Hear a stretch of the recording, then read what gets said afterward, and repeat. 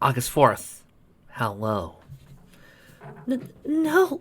Compass Rose looked at Scott's bonnet. This isn't a funny joke, Scott. Seriously. Scott's bonnet stood in front of her closest friends, tears streaming down her face. It's no lie, Rose. She's gone. Scott explains he'd gone over to Tensmatz's place earlier in the morning because they were meeting for breakfast. Instead, Scott was treated to a number of news vans and police cars around a friend's house that only served to make the girl worry that much more. But it was when Matz's father, tears streaming down his face unseemingly, that Scott's worst fears were confirmed. She stayed only long enough to get the barest details, and raced as fast as he could. Scott embraced her friend, and both girls fell to their knees, holding each other and bawling. Not too long after that, Scott's bonnet headed home. For her safety, her parents restricted her to her house for they feared she'd be the next target. But that left another potential target, Rose herself, alone in the house, mourning the loss of someone dear to her. Rose never felt more shattered than in that moment. Contador Russ, petty officer in charge of the Cyrus Black team, plopped on the nearby sofa, beer in hand. Ugh, how I needed a break. A beer? This early in the morning? And you're not of age to drink, not even back in Canada, merely Transtesk.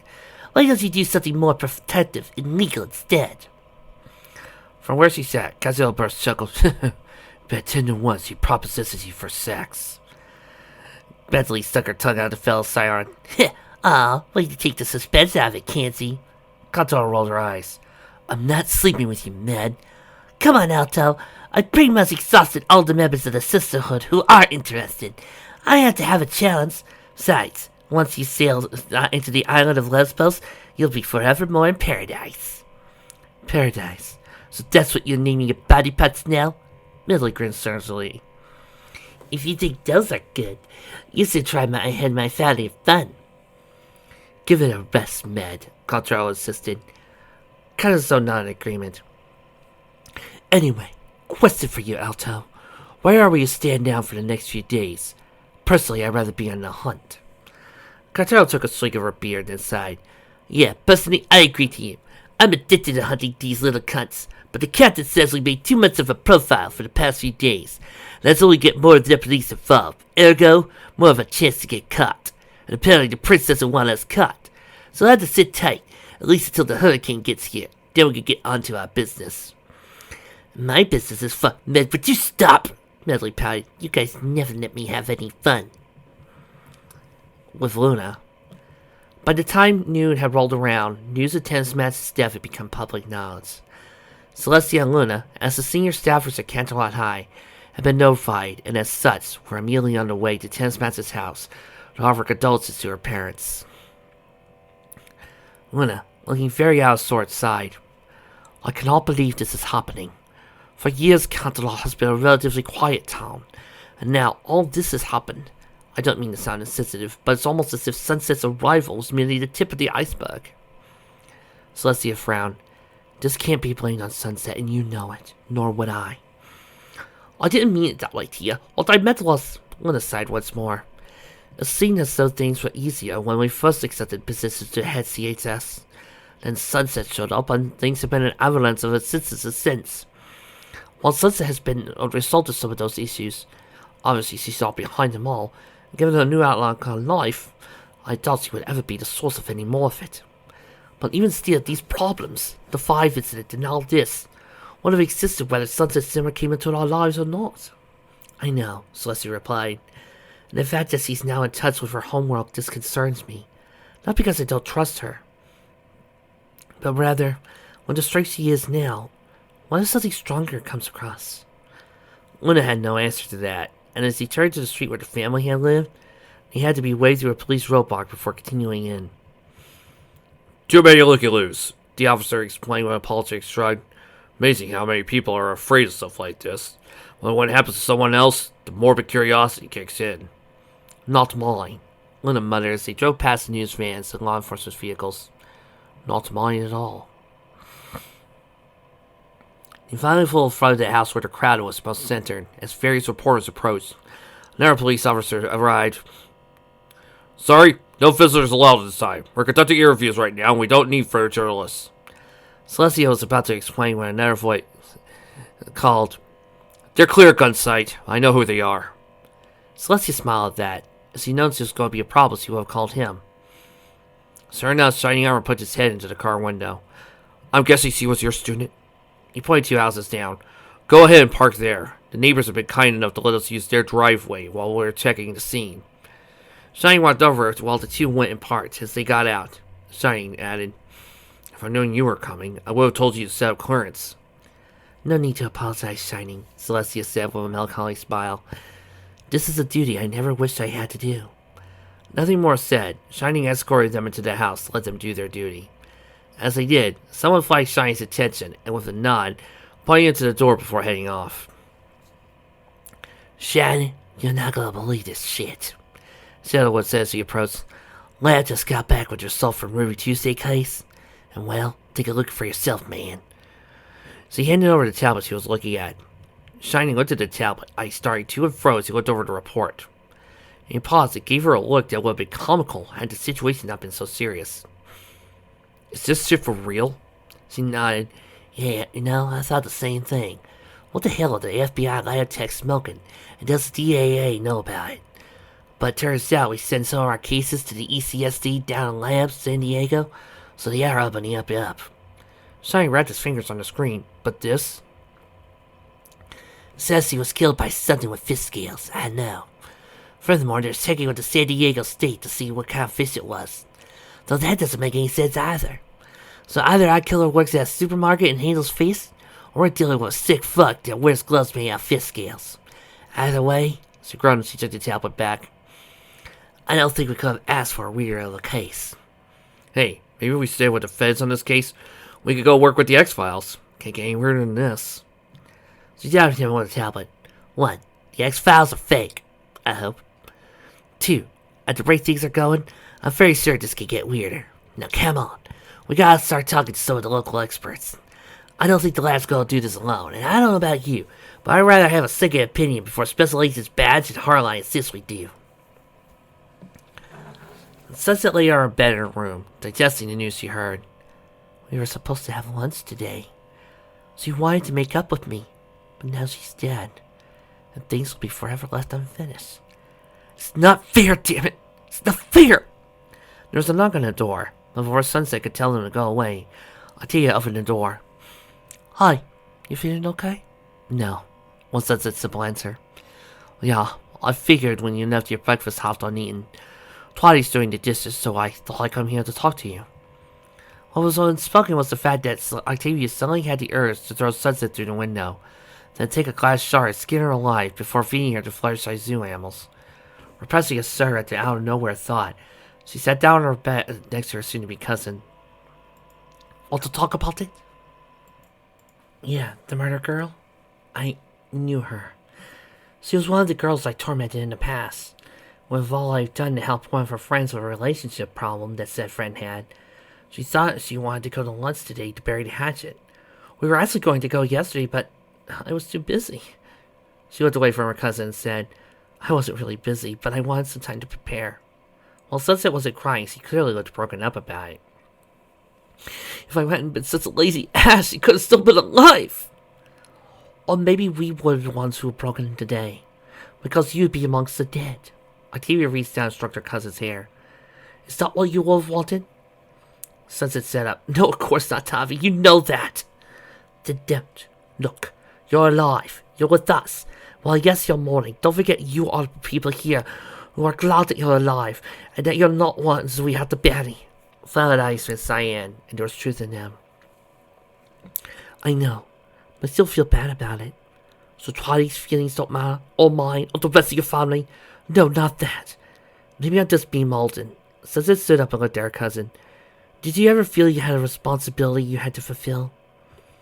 Octavia shook her head. "It's not your job to catch this guy, Sonny. You're not a cop." She then pointed to the door. "Go down and eat something, okay? Not for yourself, at least for me and Twiny." Octavia went over to hug her cousin. "I might be going through a lot right now, but does that mean you have to? I mean, you'll officially be part of this family at the end of the month, so that's something to look forward to, right?" Sunset gave a bright smile. "Like you wouldn't believe." But then Octavia placed her arms akimbo and asked, "So, Speed, what did you get Twilight for her birthday?" Sunset went to her desk and opened it.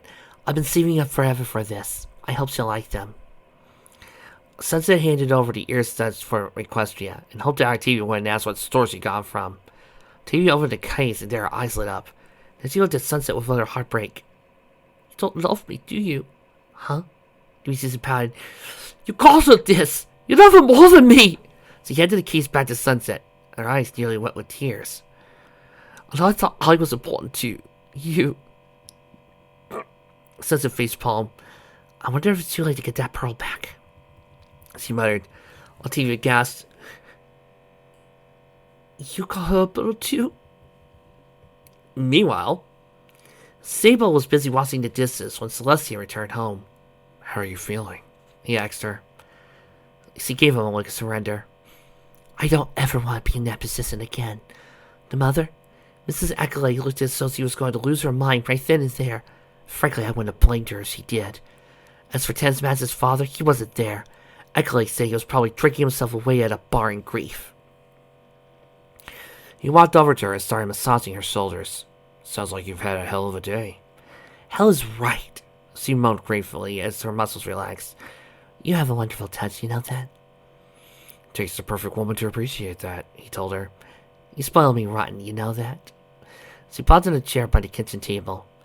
"Seriously, though, I hope this doesn't run into the school year. That could really cause me headaches." "Hey, at least your students aren't going to be considered some of the suspects," Sable commented as he walked over to the refrigerator and removed a bottle of wine before going to retrieve a pair of wine glasses. "I'm as in awe at some of my pupils at my workplace continue to walk free," he admitted. "Every student deserves a second chance," she told him. Her tone indicated she genuinely believed that. "You might change your mind after you work with some of the fine pupils I work with," Sable insisted as he poured the drinks. "Those two idiots that tried to molest you, Greyhoof and Gladstone, weren't interested in your concern for their futures. Only what they could get out of you, or rather, put into you." "That's rather crass, hun," she replied as he passed her drink. "Crass or not, it's true. When I met you, I told you they were our worst students. I wasn't joking. Cloudstone got off a technicality on his last trial, and Greyhoof is attending as a condition of his parole officer if I hadn't arrived in time." The look on his face was of worry, and Celestia's eyes widened in horrific realization. "But they're just kids!" she gasped. No, they're not. Sweetheart, you're making the same mistake everyone else does. That these are just kids. That they're mixed up and confused, and once they graduate at 18, they'll be adults. No. The truth is that they're adults now, at least in terms of biology and mental capacity. Age is determined by something as arbitrary as a high school diploma or annual turn of the calendar. Trust me, those two who accosted you were men. Even if just young men, just as capable of evil as any other out there. Might even actually be them. "Do you really think that?" she asked. He looked at her, and the look in his eyes was fierce and unfriendly. Even so, enough to make her back up in fright. However, the look was also distant, which meant it was a memory. "First week in Kandahar, my unit was on the hump. My fire team and I were moving to high ground, scouting ahead. Unfortunately, someone got the drop on us. Two of my guys got it immediately, and one of them was one I knew since boot camp. Lakeside was from some small town in Michigan. He always used to tell me about his plans for what he was going to do when he got out. None of those plans were shit. We ducked cover and returned fire. For a few seconds, it felt like fucking an hour. We cut them down, but good. But the part that horrified me and pain past was what we killed. A bunch of kids. No older than Greyhoof or Gladstone, and behind him, seriously injured but still alive, was her cell leader. Some raghead asshole in his 30s who threw kids at us with AK-47s from the 1950s and other antiquated shit. Seriously, some of that shit had to date back to some of the horrific wars in the 60s. So anyway, I was screaming at this guy. Pass wanted me to kill him, and oh, I was tempted." His eyes reflected a 1,000-mile stare. While Celestia wanted to comfort him, she held off, because he clearly needed to talk about this. And the man looks right at me and says, "You think they are boys, but you're wrong, Infidel, because they are men, and like all men who come to kill you." Celestia could barely realize what came out of her next then. "Then, we killed him." Sable said, his voice barely whispered. He didn't want to surrender, and we were going to let him go. We killed him, and left his body for the animals to feed on, or someone to bury. Our unit made it through, and I wasn't the same after that. It led me on the road to becoming the Wolf of Kabdul. Charming! Back to Shining! Oh god, I love these moments. This is such a happy fic. I've never seen anything like this before. Based on some quick calls that Shining made to his father, they were directed to Dr. Leafy Dragon, a professor of ecology at Canterlot State. Looking at the results given to him, he chuckled. You know, when Knight told me that he was going to send something interesting my way, I had no idea. Anything you could tell us, Doctor? Shining asked. Well, if I didn't know better, I think that the animators down in Burbank and Anaheim could tell you more. Explanation? He held up the culture disc that held the sample that they supplied him with.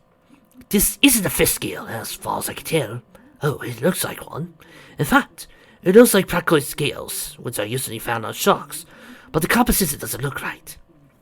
He walked over to the computer and fiddled it for a second, then flicked a switch next to it. A projector from the ceiling threw an image against the wall.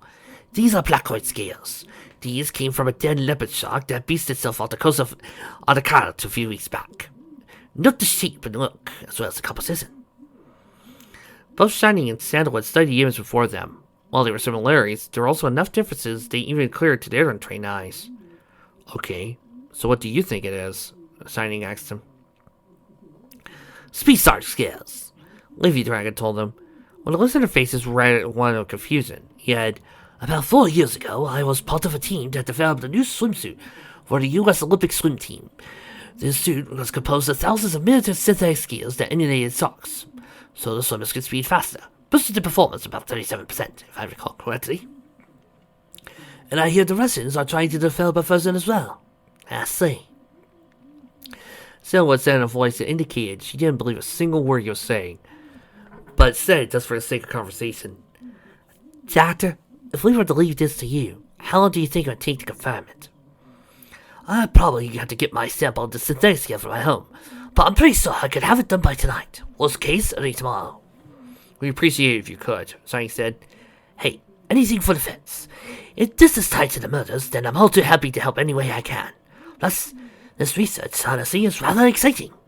Both of these were Danny Saints, as well as Shining's phone number, and a few minutes later, both officers walked out.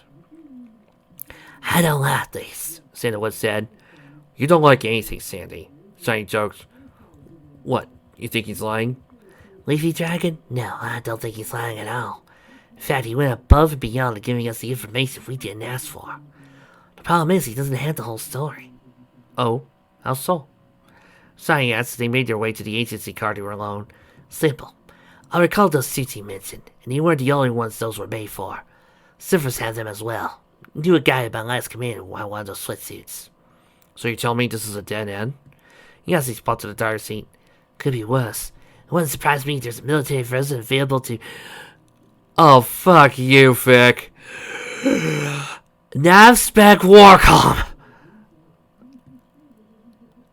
Why? And other Special Forces units. But I somehow really doubt that the military's involved. Sandalwood left. Yeah. So much for X-Files shit. Meanwhile, elsewhere. Where'd you get that? Sadana gasped, caught. She had been hiding up on the roof for the past couple of hours, with only the duty sector working at the moment. There was a 2-day liberty call for all personnel, as long as they didn't leave the perimeter. Given time to stay away from Black Team, but at the same time let her relax. I can't explain, Sadana pled. Adagio gave her younger sister a smile and plopped down next to her. Sonny, it's me. You don't have to explain, okay? Instead, Adagio sat down next to her. Can I see that? Sure, Sadana said, passing it over. Adagio taking her hands. A light, sunny smile came to her face as he handed it back. I remember that. Good times. Sadana retrieved a picture of them, herself, her sister, and their friends, taken just days before the triplets vanished into nothing. Do you think they'll ever forgive us? Sadana asked. Adagio looked at her sister, and there was a troubled look on her face. They were our friends. Our first real friends, and we vanished on them without so much as a word. We may never see them again, but I miss him a lot, Dachi. I really do. Adagio reached over and rubbed Sanada's hair.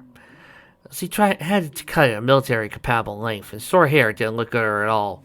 Not in any of the triplets. If they really were our friends, and you know they were, then they'll forgive us. They might wonder what happened to us, but I know they'll forgive us.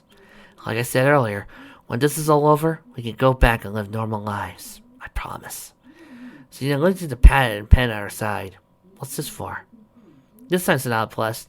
I'm writing apology letters. I was gonna smuggle them out and send them.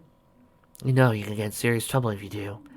I know, but they're our friends, Dachi. They deserve to know we're okay and we miss them, right? She looked at the perimeter fence and the streets of Camelot beyond. One of the Seaman and Bravo teams switched duty with me, and I'll be going out to Colton tomorrow. A studious look came over Adagio's face. She knew that the penalties that Katana Blast had imposed, and more with the reduced communications they had with the outside world, given so relatively close to enemy territory. But her sister was right. None of this would have been what they had planned for under normal circumstances. There would have been no apologies to make had they been able to break off like they wanted to. When this was over, whenever that was, Adagio knew that she and her sisters, possibly in their sewers, would return here and make their lives finally their own. Do it, Adagio advised. Tell them that Ari and I miss them too. Sanada gave her sister a wide grin. You got it. On the other building from her sniper position, Arya watched her sister's lips. And I missed them too. Gloria scoped Arya frowned. Sanada was going to do something stupid and Adagio was going to let her. It was the high of easy, and if Sanada got caught, she, like Adagio too, would be in deep shit. Still, she was right. If Adagio wasn't planning to say a thing, neither would Arya. And hopefully, just hopefully, Sanada's plan would go through. And holes and hearts would be mended. Best of luck, sis. Arya says she turned away from her sisters and went back to her duties. Rainbow, what were you thinking? Fireside glared at her childhood friend. Rainbow had a hand caught in the cookie jar look on her face. Did Twilight look like a soccer ball? The chiffon-haired girl crossed her arms. And was she? I don't know. Hell, I like books. Okay, then. I'll suggest to her that she get you the complete works of Shakespeare when your birthday comes up. The look on Shocker Rainbow's face was priceless. You wouldn't! Fledge's response was to stand there and give the Latina athlete an even look. Fine, fine. You got an idea what to get to her? The smile immediately returned to Fireside's face. Actually, I do. The girls, nearly as one, decided to go shopping for Twilight's gifts. While Rarity and Fluttershy had already done so, Rainbow had stalled at the last moment, and neither Pinkie nor Applejack had time to do so either. So the group decided to go out and do the gift purchasing, as well as some other shopping in preparation for Twilight's birthday the following day. But she really liked this, Pinkie insisted. I'm sure she would, Sir Q, Applejack assured her. But I'm not sure a giant 15-layer cake is a very lasting gift, Pinkie. But cakes are always an awesome present. Plus, you're buying from a competing bakery. Don't you think your aunt and uncle might not be a bit happy? Pinkie sighed. Can't I talk about the research and super secret spy stuff? Applejack laughed. Come on, Sir Q. Let's do some shopping and I'll treat you to something for the churro counter. I know you don't sell that, Sir Q Corner. Pinkie grinned wildly. Yeah. As for Rarity, she was already in the middle of shopping and with a friend. Thank you for coming, Octavia, dear. I truly appreciate the company, given that Fluttershy and Applejack are, corralling our other friends' productivities. Octavia laughed. You mean preventing Rainbow from buying Twilight a baseball bat, and Pinkie from buying cookies to eat half herself? Rarity giggled. I wasn't going to say it about starting, but you knew all our friends. It's too bad I'm going to the Detective Food, Octavia muttered. However, the sharp-eared Fascinista heard it. Is there something wrong? Octavia held up a hand. It's nothing, Rarity, really. No, it's not meaning nothing. I could tell already. Rarity moved in closer to preserve her friend's privacy and stated, You know I would never say anything. And for that I appreciate it. But you're going to think this is idiotic on my part. And you know what I said before in regards to that. My offer still stands regardless. Okay. Only because I regretted if I put it out. I saw what Sunny got for Twilight. It's really expensive and, well, I didn't get anything cheap from her myself. Well, now I feel like I copped out on her and... Are you doing it for her or for yourself? Rarity asked. The two had coincidentally wandered over to the jewelry section, where a ton of priceless baubles and trinkets lay. Sunset likely saved up for them for a while, if they are as pricey as you say. Even still, she did it out of love. You decided to do it out of envy, out of an attempt to escalate things for Twilight's affections. It's hardly fair to Sunset or Twilight. I know. Octavia's eyes fell on a pair of studs, made for some purple gem. They resembled musical notes. It would be a very good way of reminding her cousin about how much she cared. Well, how would Twilight take it? Especially in lieu of what Sunset was about to get her. What was wrong with that? They were siblings, after all. No, they're not. Sunset's just an interloper who came into their lives, a voice said in the back of her mind. You thought that inviting her into your lives would just make it better. Instead, you're plotting a stranger now with the people you grew up with. Octavia inwardly flinched at that description. But at the same time, wasn't it true? Were they now more focused on Sunset than Octavia? Uncle Knight and Aunt Velvet used to be a second mother and father to me, the girl moaned inwardly. Now that they have a real second daughter, I'm not important anymore. But I want to be. You are, Octavia dear, I assure you, you are. Hearing Rarity's words, she looked down hard and made her realize she said that last part of her process out loud. The fascination fevered her with a smile. It's all right, Dwight, dear. You and your family are going through quite a bit at the moment, and it can be complex and worrisome. But you have to know that we're here for you, no matter what. Octavia looked at the ear studs, then back at her friends, then back at the studs, and finally to her purse. It called out to her, a clarion call singing a pure tyrant song, demanding that her debt card be unleashed against the cashier's terminal as though a paladin reached out to slay a venomous dragon. The price of the aces awaited. 2 glistening, violet jewel ear studs in the shape of a J-clef. They looked at Rarity. Hey, Rares! Elpset called out. I know hell trying to keep Peggy from buying Twilight at her old chocolate store. Coming! Rarity called back. I'll be right back. So take but a moment. After that, perhaps the nuts would be in order. Without further delay, Rarity moved as fast as she could dare walk. He in the direction of Mrs. Sweet Tooth's chocolate wonderland. Octavia looked at her purse once more. Then, and a part of her crumbled inside. Flagging the nearest Kirk, he asked, Could I see those 2 ear studs, please?